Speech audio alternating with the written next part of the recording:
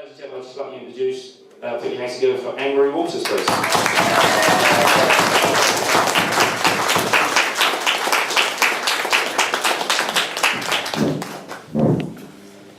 Good evening. Is this on? Yes, it is. I had it that time. Hello, thank you all for coming. I'm encouraged, very encouraged by the size of the audience today. Thank you, Peter, for arranging it, and thank you for having the courage to arrange it. And I have to say, it's a strange feeling to thank people for having the courage to talk to you and to be seen in public with you. But it's something I've got used to doing. I've got used to doing that because I've got a reputation that is completely false. And let me start that off, get that out of the way straight away. I'm not an extremist. I'm not a racist, I'm not a fascist, I'm not far right. All I am calling for, and it's not controversial at all, it should not be controversial at all, what I'm calling for is the enforcement of British law on British soil. I am pro-free speech, pro-liberalism, pro-gender equality, pro-gay rights and pro-democracy. This is not far right. These are the reasons that I do this. Nor do I blame all Muslims for anything. To blame all Muslims would be absurd. I am well aware that Muslims live peacefully in Britain, and many do not endorse or support any of the unpleasant elements of Islam. I believe that all British citizens are equal. Every one of us are British citizens, we're the same, including Muslims. Every one of us have our rights protected. But having equal rights as a British citizen means we also have equal responsibilities and duties as British citizens, and that includes the duty to obey the law. Now, while I know that not all Muslims support the worrying aspects of Islam, I also know that they don't have to. It doesn't have to be all Muslims. That there are millions and millions of Muslims who do support practices and ideals that are not at all compatible with British law or culture, and that in itself is enough of a reason for us to address it. I'm not either of the Geert Wilders school of thinking, though I do greatly admire his courage. I don't want to ban the Quran or close down all the mosques. What I want is for Islam and its practice to be subject to the law of the land and not the other way around. I want the criminal law to be applied equally to all of us. So when a criminal offence is committed in mosque, such as incitement to violence towards gays, towards women or towards Jews, I want the police to go into that mosque and arrest the people saying it, to enforce the law. I want the law to mean something. I want it to matter. This is not an extreme point of view or a far-right point of view. When we discuss Islam, we have two separate issues, two major separate elements to it. They are the jihadism on the one hand and the cultural practices on the other. Jihad is real.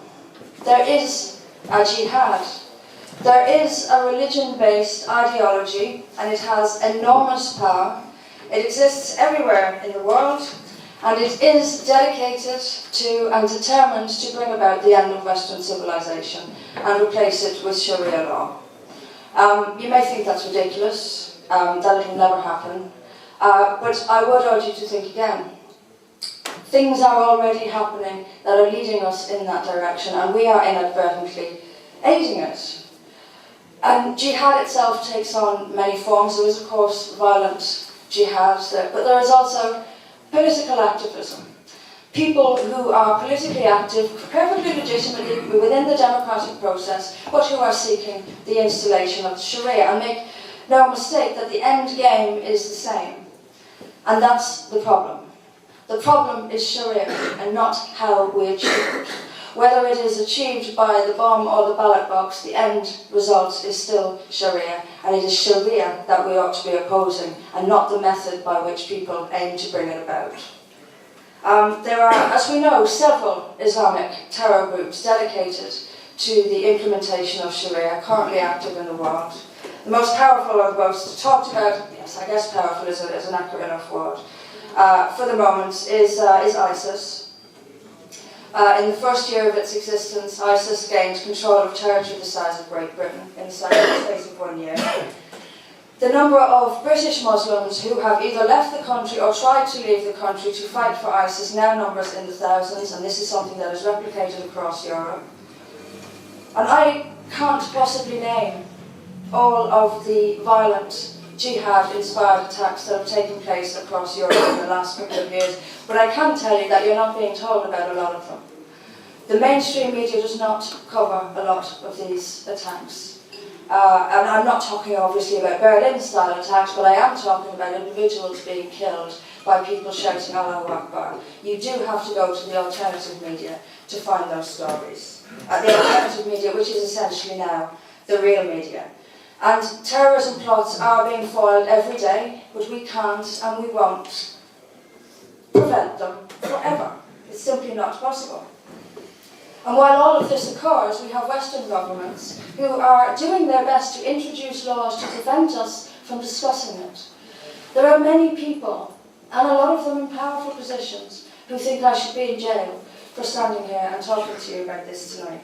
And this is being encouraged by our governments. We have hate speech laws, we have leftist agitators who bully and slander and shout down and intimidate everyone who dares to question the role of Islam in terrorism. We have a police which is keen to prosecute people for Islamophobia, but not quite so much for the numerous crimes that Muslims commit against non-Muslims. We have a National Union of Teachers that objects formally at its conference to teaching British values to children. Police officers consulting imams. Why would police consult imams? And we have a media which continually pushes the absurd notion that Islam is a peaceful victim of Western supremacy. No. Other people are the victims of Islamic supremacy. And due to decades and decades of secularism, of which I'm very grateful for, I'm a secularist, but because of these decades of secularism, we in the West no longer understand religious fervour of this kind. We no longer understand that this is a matter of religion for many millions of people. We instead try to take control of the matter by blaming it on ourselves. This has to be our fault. It isn't. There is a religious fervour driving this for millions and millions of people. And the only way it's our fault is because we refuse to fight it. But look, jihadism has been going on since the foundation of Islam. The world has not always been the way it is today. This is another reason why I say to people, don't get too comfortable, don't believe these things could never happen. They can and they do. The world was a different place. 50 years ago, Iran was not the Islamic State that it is today. Nor was Afghanistan. Things change, and there is a Islamic scriptural command driving religious adherence to this. This is a matter of fact. The other issue that we have to talk about, besides the jihadi side of things, is the culture. This is quite separate from jihadism, but I would argue that it's even more concerning. We will be consistently told that jihadis are merely a tiny minority, something I have yet to be convinced of, I have to be honest with you, about the tiny part at least. But when it comes to cultural practices, we are no longer dealing with tiny minorities, we are instead dealing with vast majorities. Nowhere is this better demonstrated than with the issue that Peter started with, which is FGM. Immediately, the response from the FGM has nothing to do with Islam. I'm sorry, but it has everything to do with Islam. Just because not all Muslims do it doesn't mean it has nothing to do with Islam. Another one will be FGM predates Islam. Well, yes, it does, but so do lots of things. And if they were sanctioned or practiced by Muhammad, for example, recorded in the Hadith, they become part of Islamic scripture and inform Sharia law. And FGM is endorsed in the Hadith. Many dispute this, many Muslims dispute this, and I understand that many reject those hadiths as not authentic. To me, it really doesn't matter, because the fact that the hadiths exist means that the ones who want to do FGM can use those hadiths to do it, and they do. And to give you a number on a global scale of percentages, so you can get this tiny minority idea out of your head once and for all. If we look at Somalia, for example, it's around 97% of children suffer FGM. In Egypt, it's also above 9% or 90%. These are vast majorities. And FGM is not an African practice either. This is another lie we are told. It is increasingly practiced. It is growing everywhere in the world, including in the major Islamic states. But it is also practiced in Indonesia and Malaysia. In Indonesia, FGM is explicitly endorsed by Islamic clerics. And when people in this country tried to ban it, this ban was overturned by the powerful Islamic Council because it was un-Islamic. The ban was un-Islamic. The vast majority of those questioned in Indonesia who practice FGM have said that they do it because they believe it is their Islamic obligation to do it. They believe that because the clerics are telling them so. It's also growing in Malaysia, where the pattern is repeated. This is not Africa. None of this is Africa. This is not an African issue. Islam, I believe, is the last remaining barrier to ending FGM in the world, and it is by far the most powerful. And we have to tell the truth about this.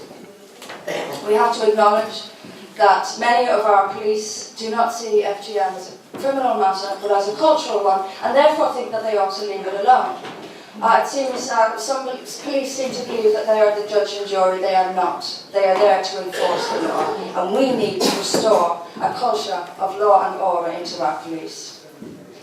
The Sharia councils in the UK, they knowingly deprive children and women of their basic rights under English law. Yes, they can. Those rights are available to them. But you are asking people, many of whom who go through Sharia courts, many don't speak English, many are new to this country, many are in closed communities and know nothing about the wider country around them. How can we expect people like that to somehow find the confidence to defy their community and their family and shout and demand rights they don't even know they have? This is no solution. Saying the law is there if people want it is no solution at all. It's effectively placing policing on people themselves. The laws go and get it. This is not good enough. These places are run by known Islamists and jihadis who are seeking power over Muslim communities in Britain, and we are giving them just that power. Our forced and child marriage are also carrying on in this country with impunity. And like FGM, nobody has ever been convicted for a crime with regard to forced or child marriage. There were 1,428 forced marriages in Britain last year, that we know of, and that was an increase by a fifth since 2015. No one has been prosecuted for any crime such as rape or kidnap or false imprisonment or anything else that could be a crime under forced marriage. In 2013, a British undercover journalism team approached mosques in the UK, including major mainstream mosques, asking them to forcefully marry underage girls. They were recorded by a hidden camera, agreeing to do so. It went out on ITV, and absolutely nothing happened. In one recording, the cleric involved confirmed that this was against the law, what they were doing, and warning the undercover reporter posing as a brother who wanted to forcefully marry his young sister, warning him to keep this to himself because the kuffar would object. His word. But he was unfazed by this. He was completely unconcerned because he was acting in accordance with Sharia. And he was. Many people might not like it, but it's the truth. Child marriage is common across the Muslim world. It is happening here in the UK, and it is sanctioned in Islamic scriptures. Again, people have tried to ban this in countries across the Muslim world, and it has been dismissed. Attempts have been pushed back, and by, again, powerful clerics, councils of clerics, who called it un-Islamic. A ban on child marriage was deemed un-Islamic. This was in Pakistan. The reason for this is quite simple, because the scriptures record that Muhammad married Aisha when she was 6 years old, and the attitude is, if it's good enough for the Prophet, it's good enough for us. It It isn't only Muslim girls and women who suffer as a result of Islamic misogynistic views about women. Non-Muslim women also feel this violent misogyny frequently. Tens of thousands of girls, if not hundreds of thousands, I don't think we will ever know the true figure, of primarily white English girls, but also Sikh girls, have been brutally gang raped, tortured, and pimped by gangs of Muslim men in England. These are not Asian men. They're not Hindus or Sikhs, they're not Japanese, Thai or Korean. They are Muslims, many of North African origin, which has nothing to do with Asia. Do we really believe that attitudes to women, especially to white women, don't in any way contribute to the willingness to treat white women as they have been treated in Britain by these men? We are talking often about men who are born into and raised with the notion that women who don't cover from head to toe are cheap and are asking for it. But guess what? British women don't cover from head to toe, so British women are cheap and asking for it. Even some prominent Muslims admit and acknowledge this. Yasmin Al-Bayram is a left-wing journalist and a Muslim, practicing Muslim, and I'll quote her directly. This is what she said. She said, "The criminals feel they did no wrong. These girls to them are trash, asking to be wasted, unlike their own women, who must be kept from the disorderly world out there." The conversations, she said, can be heard every day around dining tables and on streets. They are embedded in thought and language. I once interviewed the mother of a man who had been convicted of repeatedly raping his young wife, who came from a village in rural Pakistan. The head of the nursery school the couple's child attended had helped the victim report what was happening. And in Urdu, the mother hissed to Yasmin Al-Bayram, "How lucky was she to get my son? The dirty, ungrateful bitch. Went to a white woman to complain. They sleep with everybody. She just didn't know how to make him happy, so we have thrown her out. She can go and sleep on the streets like the whites do." Coming to Europe now, in vast numbers, are men from societies where women are treated absolutely appallingly. And according to the Pakistani Express Tribune last week, 93% of Pakistani women suffer sexual violence, not a tiny minority. In Egypt, the figure is 99% of women suffer some form of sexual harassment in her lifetime. Now, 99%, how many men does it take to harass or molest 90+% of a country's women? Pretty much all of them. The reason, they simply have not developed in the same way that we have. We have this crazy idea that the world is all alike. No, it isn't. The revolutions for women's rights, for gay rights, for against religious tyranny have been fought in Europe for the last century. Our social ideas have changed completely in the last century. Our attitudes to women, to gays, to religion has completely changed in the last century. This has not happened elsewhere. Attitudes have not changed elsewhere. So what do we expect to happen? What do we expect to happen when we open Europe's borders to countries steeped in religion-inspired notions that women are property and can be treated whatever way a man sees fit? What do we expect to happen when we open the borders to men who treat their own women this way? They're going to treat European women this way. In fact, they're going to treat European women even worse, and they are, because these are uncovered women, they're independent, they work, they drink alcohol. This is unacceptable to a lot of the men coming to Europe now. And as a result of this, there is a rape crisis in Germany, there is a rape crisis in Sweden, and because the Swedes won't allow any statistics, let me give you some from Norway. In 2010, from Oslo, the police released the statistic that of the violent street rapes, so it didn't include domestic or date rape, but of the violent street rapes in Oslo, over a 2-year period, 100% of them were committed by non-Western migrants, 100% of them.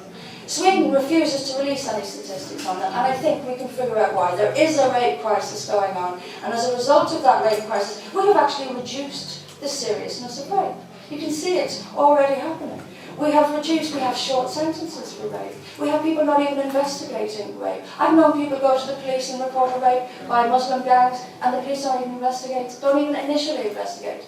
And again, rape was live streamed in Sweden recently, and the police didn't investigate it. We are accepting child brides coming across borders into Germany, into Austria, into Sweden. Our morals are already being reduced. You do not have to be a radical feminist to care about this. This is your daughter, this is your granddaughter, your sister, your mother, your wife. These horrific attitudes towards women are coming here en masse, and we have to stop it. And that is the fact of the matter is, and the reality we have to face is that Islam itself encourages, sustains, and facilitates both an ideology of war against the West, i.e. against us, for dominance and destruction of our society, and it encourages cultural practices that we consider a crime.